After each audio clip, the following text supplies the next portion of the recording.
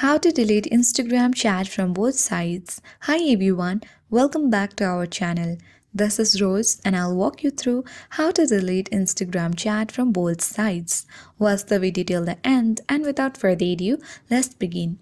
First of all, you need to launch Instagram application on your mobile phone. Make sure that you have logged into your account.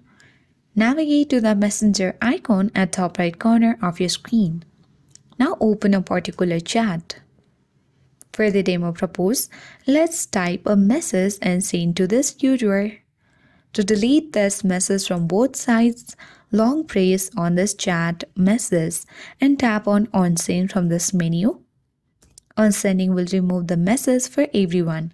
People may have seen or forwarded it already. Tap on Send and tap on Send button.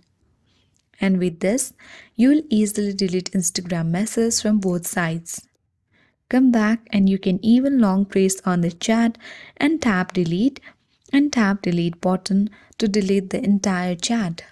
I hope this guide was helpful. If it was, then do like, share, comment and don't forget to subscribe. Thank you for watching and I'll see you in the next video.